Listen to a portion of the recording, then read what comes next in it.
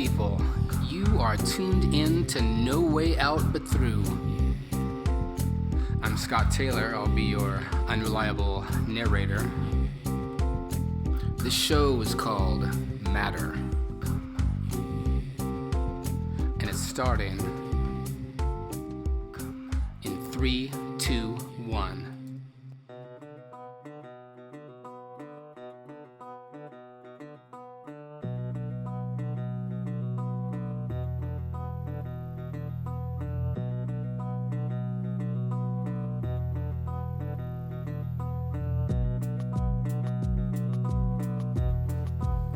Three questions. 1.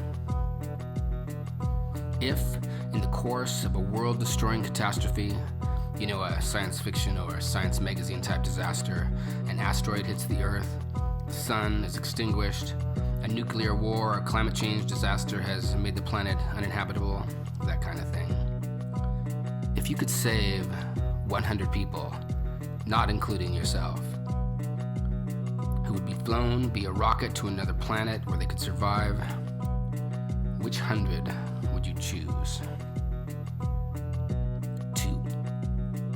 If you could, would you send some sort of monster to live there with them?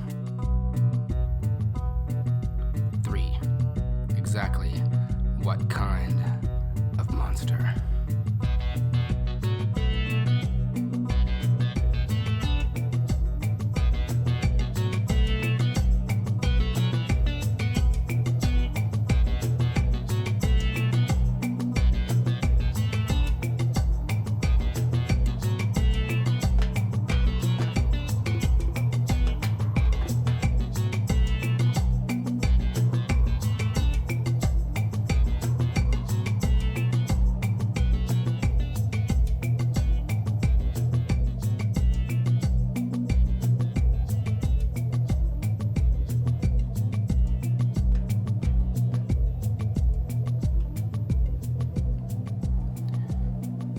The only washing machine in town sits on a corner by the remains of a gas station, which looks to have been abandoned at least 2 decades back. It's plugged into a light pole by the street. There's a water spigot it's hooked up to and a drainage hose that runs a few feet and then dead ends in the parking lot. It's past midnight. The streetlight barely glows, its light constrained by a thick coating of dust on the glass. The next light is about a quarter mile down the road, barely as bright as a minor star. The wind picks up, a small twister forms in the parking lot, spinning bits of trash up into the air. As I dump my clothes from a canvas bag into the machine, a car pulls up and parks between the pump island and what used to be the front door. 3 young men get out. They leave the doors open and light each other's cigarettes. There's music playing, but I can't make out anything about it. They don't pay me any mind. They just lean against the car and smoke. A couple walks by on the opposite side of the street, European travelers with impressive backpacks. They stop and illuminate their map with a powerful flashlight. They look up, they look around, they point. They fold the map up into a perfect rectangle and continue on in the same direction. I start the machine and lean against it as the tank fills. I don't bother with the temperature control. All the water here is warm. The wind picks up even more. Dust is suddenly everywhere. My eyes burn, my mouth is dry with dust. The men get inside the car. They close the doors rigorously, but I don't even hear the sound it makes. Breathing is unpleasant. I can't swallow. I get a little too caught up in imagining my death by suffocation. There's a phone booth at the edge of the parking lot. I hold my breath and make my way toward it. Getting the door to even budge is difficult. I rattle it around. It finally loosens. I jerk it open and then close it hard behind me. I take a short, exploratory breath.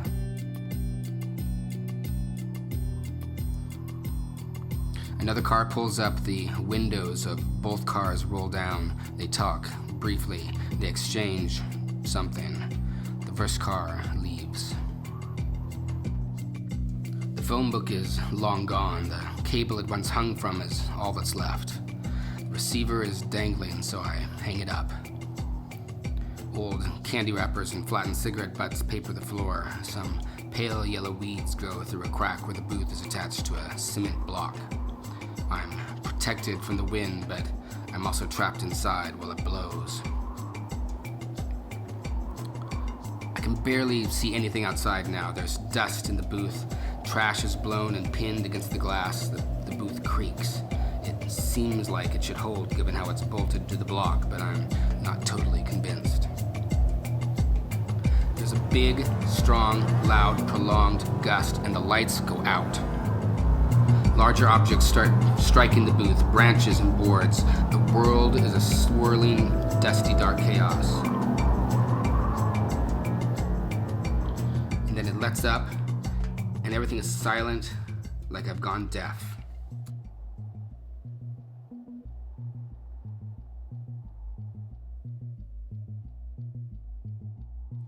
Then I hear the car start and drive off. I can hear it drive down the road. I hear it for a very, very long time. If nowhere can be said to have a middle, then that is where I am. I consider grabbing my wet clothes and making a run for it, but I'm not convinced I could find my way in the dust and the dark. I slump against the side of the booth, unwilling to leave and unable to decide anything. Now I see the headlights of 5, maybe 6 cars pull into the lot. A bunch of doors burst open. I hear voices, some yelling. There seems to be 2 factions. I can make out the legs of many men silhouetted by the headlights of the cars. I'm just hoping that they leave before they notice me, but the phone rings, and it's loud. It's shrill. It's the only noise in the entire world. I pull the receiver off to stop the ringing.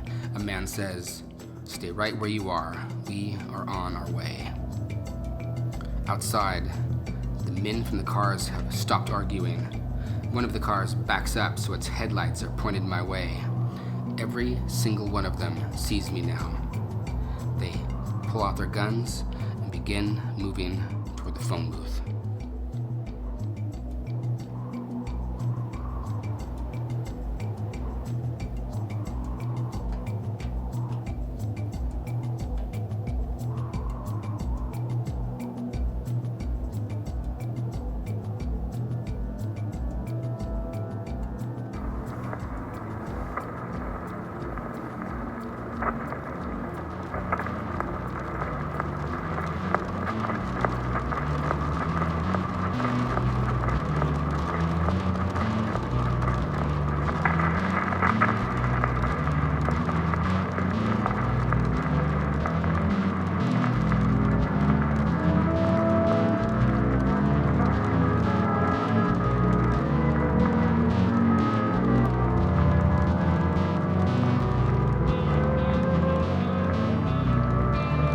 Coast Highway, 9:30 p.m.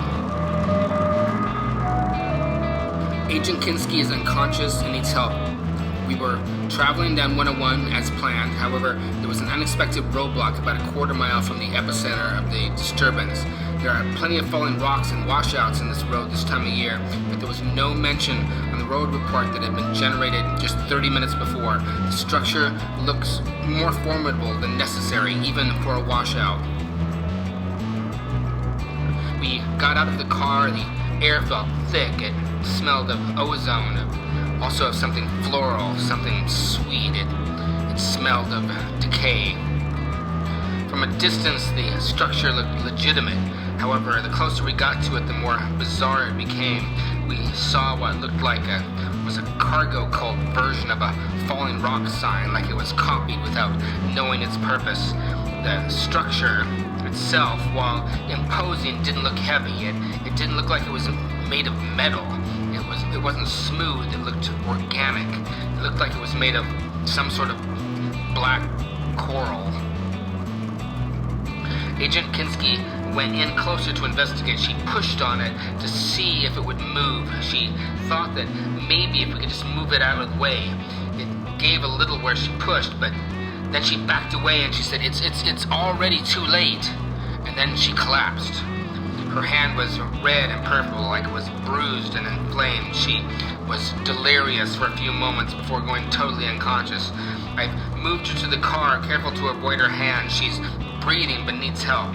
10 miles back from here, there's a spot where a copter could land. I'll try to make it there. Be ready to evacuate Kinski.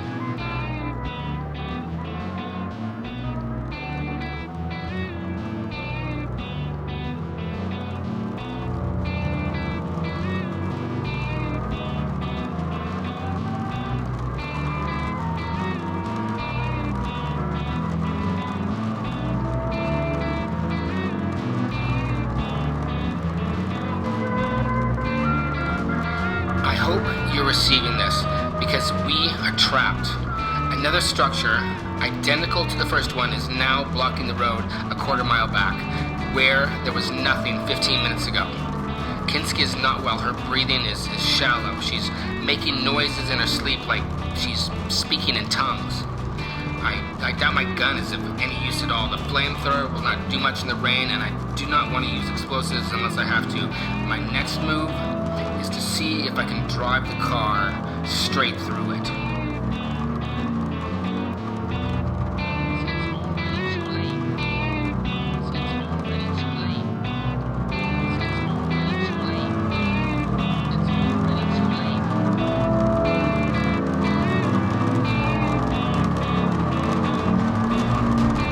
Send reinforcements now. We are careening down the hill. The road is washed out. We are in a mudslide. It looks like we are in some sort of bobsled run. Maybe some sort of lumber thing. It's totally black at the bottom, like there's a big hole or no, we're in a mudslide. Wait, there's something there. There's something there. It looks like a mudslide. Something there. A mudslide.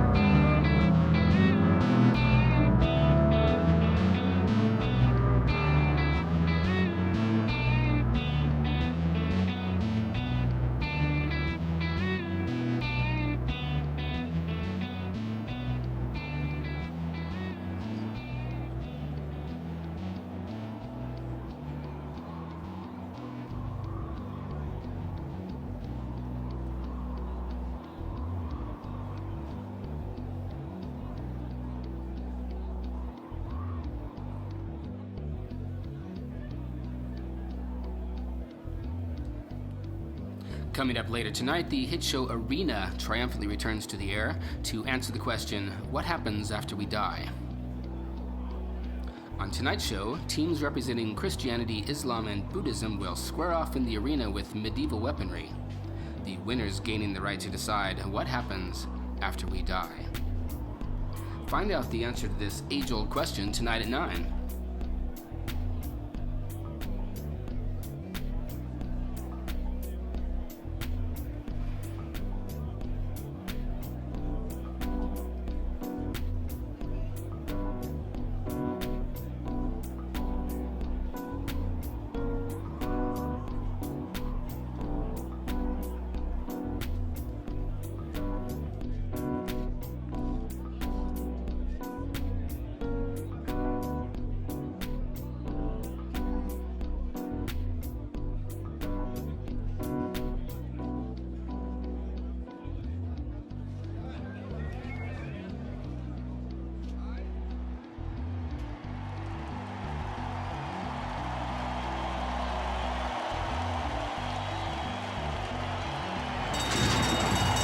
Through the iron gates thereof, getting out fast is healthy child, followed by doctor's orders. Then running together it's confused parent and anti-vax. It's healthy child and doctor's orders, but anti-vax and confused parents are making a move. Doctor's orders is falling off the pace. Here comes anti-vax with confused parent along for the ride. And now, measles outbreak is moving along the rail. Doctor's orders is completely out of the picture. It's anti-vax, confused parents, and measles outbreak, followed by high temperature and nasty rash. And coming up on the outside, it's nothing to be done. Tiny casket and devastated parents.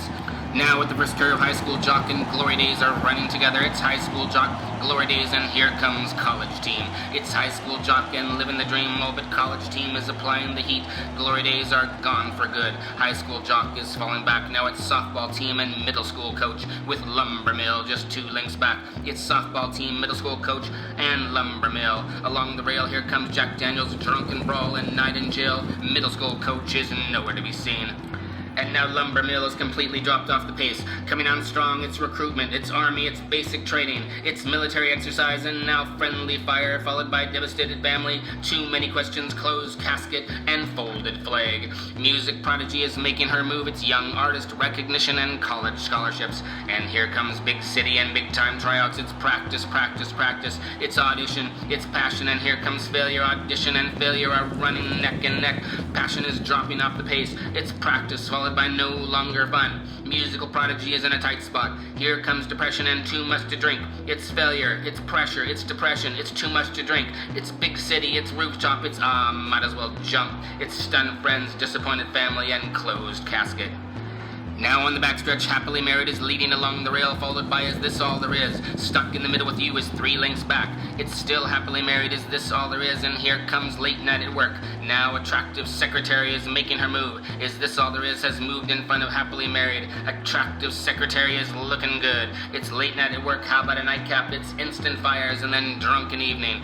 Happily married has fallen off the pace. It's attractive secretary and now red Camaro is coming on hard. It's drunken evening and now bachelor pad. Attractive secretary is falling back. It's late to work, utter chaos and too much to drink. And here comes untimely dismissal and divorce papers. Attractive secretary is nowhere to be seen. It's too much to drink and pulling ahead on the outside. It's fatal accident, devastated family, and uncomfortable funeral. Now finally making its move, it's late bloomer followed by lifelong masterpiece. It's late bloomer really picking up the pace, then lifelong masterpiece and encouraging feedback. It's late bloomer and here comes multiple publications along the rail. Things are looking up for late bloomer, but wait, here comes hard to concentrate and doctor's appointment with multiple tests running just behind. Lifelong masterpiece is dropping off the pace. It's test results, bad news, and oncology. Lifelong masterpiece is completely out of the picture. Late bloomer is really falling back. It's no energy and disbelief. It's denial and regret. It's unfinished masterpiece. Time's winged chariot is hurrying near. It's the death of Ivan Illich. Too little, too late. Late bloomer is done. Now, it's old maid at the rail living alone is on the outside. Estranged family is a half link back. Here comes missing Medicaid check, no insurance, and low funds. Followed by no heat and heart problems are nipping at her heels. It's no insurance, it's heart problems, it's lonely, lonely death. It's long week and neighbor complaint. It's fire department and terrible odor. It's sad, hungry Pomeranian, closed casket, and ill-attended funeral. And into the home stretch they come. It's early death, late death, and unexpected death. It's crushing death, a shooting death, an instant death. It's a death that's been a long time coming. It's homicide, genocide, and suicide. It's self-immolation and collateral damage. It's the big sleep, bit the dust, and bought the farm. It's cashed in his chips, come to rest, and crossed the great divide. It's departed, defunct, and ceased to be. It's rung down the curtain and joined the choir invisible. It's given up the ghost, left the building, met his maker, and kicked the bucket. It's a permanent vacation, put to bed with a shovel and pushing up the daisies. It's 6 feet under, snuffed out, and finally shuffled off this mortal coil.